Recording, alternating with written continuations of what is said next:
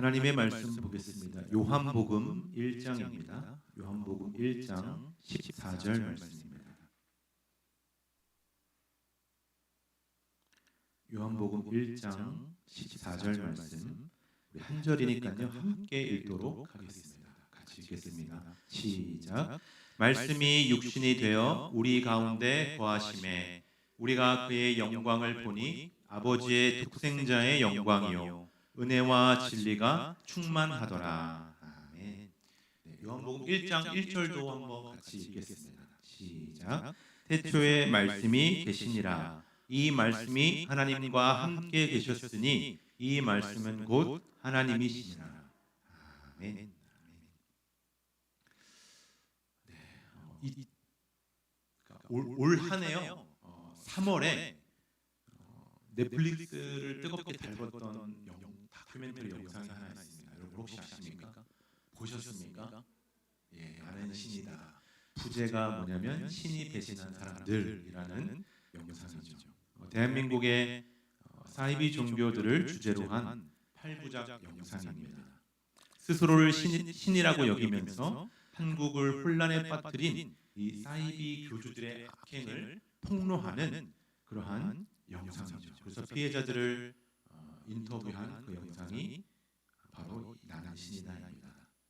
종교라는 이름으로 차마 입에 담기 힘든 그 악행들을 신도들에게 자행했던 이 사이비 교주들, 이들이 가진 공통점이 있다면 무엇이 있을까요? 자신을 누구라고 했어요? 신이라고 했다는 것이죠. 그리고 또 자신이 하나님의 아들, 그러니까 신의 아들인 것을 신도들에게 세뇌시켰고, 그리고 그들의 삶을 들여다보면 자신의 이익을 위해서, 그렇죠? 또 종교 집단의 어떤 이익을 위해서 신도들에게 아주 몹쓸 짓을 했다는 것입니다. 정말 있어서는 안 되는 일들입니다. 우리 예본교회 성도님들께서는 이러한 종교 집단들의 어떤 영향력을 받지 않도록 각별한 주의를 해주시면 좋겠습니다. 약 2000년 전에 사도 요한도요 굉장히 충격적인 사건을 하나 폭로했습니다. 아마 나는 신이다 보다 영상보다 더 충격적인 사실을 폭로합니다. 그것은 우리가 읽은 본문 말씀입니다. 요한복음 1장 1절에 보면 태초에 말씀이 계시니라. 이 말씀이 하나님과 함께 계셨으니 이 말씀은 곧 하나님이시니라. 또 14절 보면 말씀이 육신이 되어 우리 가운데 거하시네. 우리가 그의 영광을 보니 아버지의 독생자의 영광이요 은혜와 진리가 충만하더라. 당시 유대인들은 하나님의 말씀, 그러니까 이 말씀 로고스 하면요 일반적으로 다음과 같이 생각했습니다. 시편 기자에 따르면요 여호와의 말씀으로 하늘이 지음이 되었으며 그가 말씀하심에 이루어졌으며. 그러니까 유대인들의 어떠한 생각, 어떤 사고 속에는 말씀은 하나님의 창조 능력의 어떤 매개체였습니다. 그래서 이 말씀은 초월적인 존재로 인식했던 거예요, 유대인들은. 그래서 그들은 유일하게 여호와 하나님 그리고 하나님 말씀을 예배하고 섬겼습니다. 그런데 사도 요한은 이 창조 능력의 매개체요, 어떤 초월적인 존재의 이 말씀이 육신이 되어서 우리 곁으로 오셨다는 사실을 우리에게 말해주고 있습니다. 이 요한의 선포는요 유대인들에게 충격과 호기심을 자극하기에 충분했습니다. 저는 오늘 성탄을 기다리면서 말씀이 육신이 되신 의미, 우리가 성육신이라고 부르죠. 그 의미를 여러분과 함께 좀 생각해 보고자 합니다. C.S. 루이스라는 사람이 그의 책 순전한 기독교에서 다음과 같이 설명합니다. 유대인들 중에 갑자기 자신이 신인 것처럼 말하고 다니는 남자가 나타난다. 그는 죄를 용서한다고 주장한다. 자신이 항상 존재해 왔다고 말한다. 말세의 세상을 심판하기 위해 올 것이라고 말한다. 이 남자는 유대인이기에 인도의 범신론자, 즉 만물이 신이라고 주장하는 사람들인데요, 이 범신론자들과 같이 말할 수 없다. 유대인들의 언어에서 신은 세상 밖에서 세상을 만들고 그 무엇과도 무한히 다른 존재를 의미했다. 이 점을 이해한다면 이 유대인 남자가 한 말이 역사상 인간의 입에서 나온 가장 충격적인 말이라는 것이다. 이 유대인 남자를 누굴 가리킵니까? 예수님을 가리킵니다. 우리 예수님은 사이비 교주들과 같이 어떤 자신의 욕망, 자신의 이익을 위해서 살지 않았습니다. 신도들을 폭행, 감금, 협박하지 않았습니다. 오히려 예수님은 외롭고 약하고 고통받는 사람들 곁으로 다가가셨습니다. 치유와 회복이 필요한 이들을 고치시고 자유케 하셨습니다. 그들과 함께 먹고 마시며 친구가 되어 주셨습니다. 그분은 자신을 이 땅에 보내신 하나님 아버지의 뜻에 따라 사셨습니다. 이것이 예수님의 삶이었습니다. 성도 여러분, 성육신은 충격적인 사건이지만 또 성육신은 은혜의 사건이기도 합니다. 구약에서 유대인들은 하나님을 만나기 위해 어디로 갔습니까? 성막 또는 성전에 갔습니다.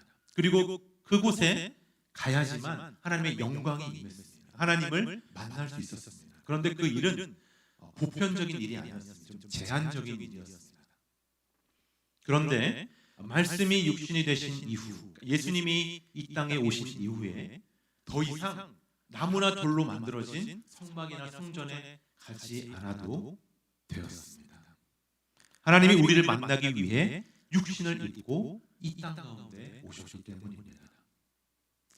이렇게 성육신하신 예수 그리스도가 우리 곁으로 오셨다는 그 사실이 우리에게 얼마나 기쁜 사실인지 모릅니다. 왜 그런지 아십니까?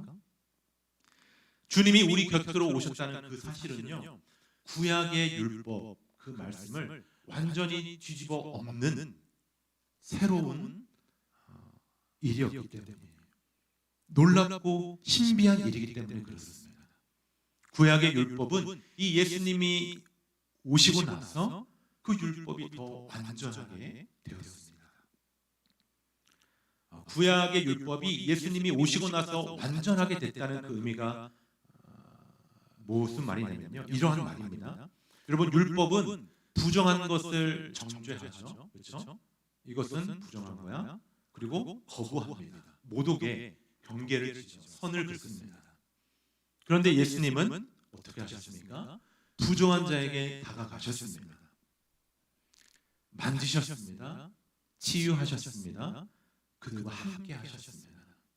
예수님이 오시고 나서 그 경계를 허무신 것입니다. 이것이 불완전한 사람들, 곧 죄인들에게 하나님 아버지께서 보여주신 그 완전한 사랑으로 바로 예수님이신 것을 알려주는 것입니다. 그래서 이것은 기쁜 소식이고 이것이 복음인 것입니다. 한 가지 예를 들어서 한번 설명하겠습니다. 학계 2장 말씀입니다. 학계 2장 12절에서 14절 말씀인데요. 우리 같이 한번 읽어볼까요? 같이 읽겠습니다. 시작. 사람이 옷자락에 거룩한 고기를 쌌는데 그 옷자락이 만일 떡에나 국에나 포도주에나 기름에나 다른 음식물에 닿았으면 그것이 성물이 되겠느냐 하라. 학계가 물음에 제사장들이 대답하여 이르되 아니니라 하는지라. 학계가 이르되 시체를 만져서 부정하여진 자가 만일 그것들 가운데 하나를 만지면 그것이 부정하겠느냐 하니 제사장들이 대답하여 이르되 부정하리라 하더라. 이에 학계가 대답하여 이르되 여호와의 말씀에 내 앞에서 이 백성이 그러하고 이 나라가 그러하고 그들의 손의 모든 일도 그러하고 그들이 거기에서 드리는 것도 부정하니라. 아멘. 율법에 따르면요, 거룩한 것과 부정한 것이 닿으면 어떻게 돼요? 그 거룩한 것은 부정하게 되는 겁니다. 그런데 예수님이 오신 이후에 어떻게 됐죠? 복음서를 한번 좀 살펴볼까요? 마가복음입니다. 마가복음 1장 40절에서 42절 말씀. 이것도 같이 한번 읽겠습니다. 시작. 한 나병 환자가 예수께 와서 꿇어 엎드려 간구하여 이르되 원하시면 저를 깨끗하게 하실 수 있나이다. 예수께서 불쌍히 여기사 손을 내밀어 그에게 대시며 이르시되 내가 원하노니 깨끗함을 받으라 하시니 곧 나병이 그 사람에게서 떠나가고 깨끗하여진지라. 아멘. 예수님이 오신 이후에 달라진 것들이 확연히 보이십니까? 이것을요 좀 공식화하면 이렇습니다. 공식화한 PPT를 맞습니다. 율법 구약에서는요 거룩한 것 더하기 부정한 것은 부정한 것이 되는데 예수님이 오신 이후에 어떻게 됩니까? 거룩한 것 플러스 부정한 것은 깨끗한 것이 됩니다. 우리가 그 예수님을 믿을 때 그 예수님의 거룩함, 그 예수님의 정결함, 그것이 죄인을 깨끗게 하고 의롭게 여겨주신다라는 거죠. 그래서요 예수님의 오신 이후에 우리에게는 새로운 신앙의 원리가 적용됩니다. 그것은 은혜의 원리입니다. 이 은혜는 자격 없는 자에게 값없이 주어지는 선물입니다. 이 은혜는 너무나도 영광스럽고 완전하신 진리이기에 온 세상에 밝히 드러납니다. 여러분 그렇다고 오해하지 마십시오. 값없이 주어진 은혜라고 그러니까 공짜라고 하찮거나 보잘것없다는 뜻이 아닙니다. 이 은혜는 값을 매길 수 없을 만큼 귀하고 값진 것입니다. 그래서 우리는 이 은혜를 받을 때 감사함으로 믿음으로 받는 것입니다. 성도 여러분, 예수님께서 육신이 되셔서 하나님의 은혜와 사랑을 이 땅에 가져오셨습니다. 이 은혜가 우리와 함께 계셔서 하나님은 그리스도 은혜 안에서 우리를 만나 주십니다. 피와 살로 된 하나님을 만남으로 우리는 죄에서 구원을 얻습니다. 할렐루야. 성탄을 기다리면서요 이 말씀이 되신 예수님을 우리가 깊이 묵상했으면 좋겠습니다. 그리고 오늘 우리에게 주는 이 성육신의 의미가 어떠한 것들이 있는지 한번 세 가지를 살펴보도록 하겠습니다. 첫 번째는요. 같이 한번 볼까요? 시작. 성육신은 고통 가운데 있는 우리에게 진정한 위로를 줍니다. 진짜 그렇습니다. 이 성육신을 묵상하다 보면요. 고통 가운데 있는 우리에게 너무나 큰 위로가 됩니다. 누군가는 이렇게 질문할 수도 있을 것 같습니다. 예수님이 죄와 죽음, 고통에서 구원하시기 위해 오셨는데 왜 세상은 여전히 악한가요? 예수님이 우리 가운데 오셨지만 여전히 고통은 계속됩니다. 그건 사실이죠. 그 질문에 우리는 명확하게 답할 수 없습니다. 그 어떠한 지혜로운 사람도 왜 여전히 악이 존재하는가 답할 수 없어요. 그렇지만 우리가 이 성육신을 묵상하면서 한 가지 확실히 알 수 있는 게 있습니다. 그것은 뭐냐면 하나님이 우리를 사랑하지 않는다 그 말이 사실이 아니다는 게 증명이 된 거죠. 다시 한번 말씀드립니다. 성육신 사건은요 하나님이 우리를 사랑하지 않는다 그 말이 사실이 아닌 것이 증명이 됐다는 것입니다. 다른 말로 말하면 하나님이 우리를 너무나 사랑하신다. 그래서 이 낮고 낮은 이 땅에 오셨다. 이것이 역사적으로 증명이 된 사건이 바로 성육신 사건입니다. 히브리서 2장 18절에 이런 말씀이 기록되어 있습니다. 그가 시험을 받아 고난을 당하셨은즉 시험 받는 자들을 능히 도우실 수 있느니라.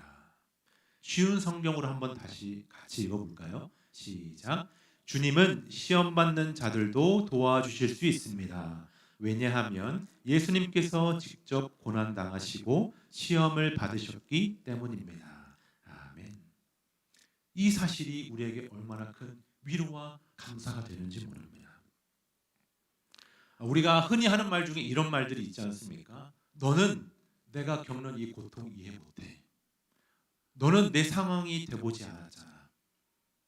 내 아픔에 공감할 수 없을걸? 왜냐하면 네가 직접 경험해보지 않았잖아. 우리는 흔히 이런 말을 하죠. 그런데 나보다 더 큰 고통과 시험을 당한 사람을 만나면 그 사람의 말 한마디로 우리는 큰 위로를 얻곤 합니다. 우리 예수님께서 십자가에서 죽으셨습니다. 성부 하나님께 철저하게 버림받으셨습니다. 하나님의 진노와 저주를 우리 대신해서 몸소 받으셨습니다. 세상의 그 어떠한 고통도 예수님의 고통보다 크지 못합니다. 우리를 위해 하늘 영광을 마다하시고 사람의 모습으로 오셔서 십자가에서 죽음을 당하신 그 예수님을 한번 묵상해 보십시오. 그러면 그 어떠한 고통과 시험 속에서도 그 예수님의 사랑 때문에 우리는 큰 위로를 얻게 되는 것입니다. 여러분, CCM 가수 중에 위러브라는 CCM 가수 혹시 아십니까? 찬양팀인데요. 많은 곡들이 있는데요. 이 공감하시네라는 찬양이 있습니다. 그 가사가 주님이 우리의 아픈 마음을 아시네, 가까이서 우리의 아픔에 공감하시네. 우리 가운데 찾아오셨던 그 주님이 우리의 모든 상황에 공감하시네. 이런 후렴 가사입니다. 그런데요, 이 찬양이 탄생한 비하인드 스토리가 있습니다. 너무 유명하죠. 이 작곡가 김강현 씨가 2014년도 이제 신학을 배우러 신학대학원에 입학합니다. 하나님을 배운다는 어떠한 그 뜨거운 마음과 설렘으로 이제 신대원에 들어갑니다. 그러던 와중에 이 14년도에 한 가지 큰 사건이 벌어집니다. 여러분 아십니까? 세월호 참사가 벌어집니다. 김강현 씨는요, 이때 수많은 질문을 던집니다. 어떻게 이러한 일들이 일어날 수 있지? 왜 하나님은 침묵하시지? 하나님은 사람의 고통과 아픔에 내버려 두시는 무관심한 분이신가? 이렇게 질문을 던졌고 이 김강현 씨가 방황하기 시작합니다. 그 세월호 참사를 바라보면서 신앙의 회의감이 든 것이죠. 그러던 어느 날 현수막에 적힌 글을 보게 됩니다. 그 현수막에는 이렇게 적혀 있었습니다. 내가 하나님을 믿는 이유는 그분이 나와 같은 아들을 잃어본 아픔을 아시기 때문이다.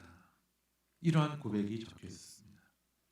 훗날 김강현 씨가 이 곡을 쓰고 또 인터뷰한 기사 내용을 보니까요, 이렇게 인터뷰한 기사 내용이 있습니다. 이전까지는 그저 하나님이 인간을 버리시고 인간에게 무관심한 신인 줄 알고 있었는데 나보다 훨씬 아프시고 훨씬 더 고통 가운데 계셨던 하나님을 알게 되었다. 그러면서 하나님께서는 우리의 상황과 고통과 아픔을 이해하시고 공감하시는 분이라는 사실에 소망이 되었고 참 위로를 얻었다라고 고백했습니다. 그래서 자신이 받은 어떤 은혜와 그 위로를 생각하면서 이 곡을 써내려갔고 이 곡은 많은 사람들에게 큰 감동과 위로를 전해주었습니다. 말씀이 육신이 된 사건은 하나님 아버지께서 당신을 믿고 따르는 백성들을 사랑하신다. 이것을 증명한 사건입니다. 그리고 그 사랑은 고통을 겪는 모든 사람들에게 참 위로와 평안을 준다는 사실입니다. 이것이 첫 번째 성육신의 의미입니다. 두 번째는요, 같이 한번 읽어볼까요? 시작. 성육신은 다른 사람의 고통에 동참할 수 있는 힘을 공급합니다. 구약 성경 출애굽기 3장 7절에서 10절에 보면요, 이런 말씀이 기록되어 있습니다. 여호와께서 이르시되 내가 애굽에 있는 내 백성의 고통을 분명히 보고 그들이 그들의 감독자로 말미암아 부르짖음을 듣고 그 근심을 알고 내가 내려가서 그들을 애굽인의 손에서 건져내고 그들을 그 땅에서 인도하여 아름답고 광대한 땅에 데려가려 하노라. 이제 가라. 이스라엘의 자손의 부르짖음이 내게 달하고 애굽 사람이 그들을 괴롭히는 학대도 내가 보았으니 이제 내가 너를 바로에게 보내요. 너에게 내 백성 이스라엘 자손을 애굽에서 인도하여 내게 하리라. 이스라엘 백성이요, 애굽의 바로 왕 밑에서 압제받아서 고통당하자 하나님이 그 이스라엘 백성의 부르짖음을 들으십니다. 그러시고 하나님이 내가 내려가서 그들을 가나안 땅으로 인도해 내겠다고 합니다. 그 약속을 누구를 통해서 하십니까? 선지자 모세를 통해서 이루셨습니다. 구약에서는요, 하나님께서 수많은 선지자들을 보내십니다.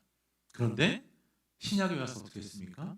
하나님 자신이 직접 우리 가운데 내려오신 것입니다. 이것이 말씀이 육신이 되신 두 번째 의미이죠. 예수님은 고통 가운데 있는 우리를 잊지 않으시고 도와주시기 위해 내려오셨다는 것입니다. 다시 말하면 우리의 아픔과 슬픔, 모든 상황에, 모든 고통에 동참하시러 오셨다라는 뜻이 됩니다. 여러분 한번 생각해 보십시오. 어떤 사람이 건장한 사람들의 둘러싸여서 폭행을 당하고 있습니다. 선뜻 그 고통에 동참하실 수 있겠습니까? 네, 아마도 어려울 것입니다. 참된 사랑은 자신의 안락을 위해 사는 것이 아니라 사랑하는 사람을 위해 희생하는 것이고 자신의 평안을 기꺼이 포기하는 삶입니다. 하나님이 우리 곁으로 오셨다는 말은 말로만 사랑하셨다 그 얘기가 아니고 말과 행동 모든 것을 쏟아부으셔서 우리를 사랑하러 오셨다. 우리 고통에 함께하러 오셨다. 우리를 도와주러 오셨다. 그 의미입니다. 신약 성경 빌립보서에 이런 말씀이 기록되어 있습니다. 빌립보서 2장 6절에서 8절인데요. 제가 쉬운 성경으로 준비했습니다. 함께 읽어볼까요? 시작. 그분은 하나님과 똑같이 높은 분이셨지만 결코 높은 자리에 있기를 원하지 않으셨습니다. 오히려 높은 자리를 버리시고 낮은 곳으로 임하셨습니다. 사람의 모습으로 이 땅에 오시고 종과 같이 겸손한 모습을 취하셨습니다. 이 땅에 계신 동안 스스로 낮은 자가 되시며 하나님께 순종하셨습니다. 예수님은 목숨을 버려 십자가에 달려 돌아가시기까지 하나님의 말씀을 따랐습니다. 아멘. 성도 여러분, 나의 일보다 타인의 일을 돌볼 수 있는 그 힘이 어디서 나옵니까? 예수 그리스도로부터 나옵니다.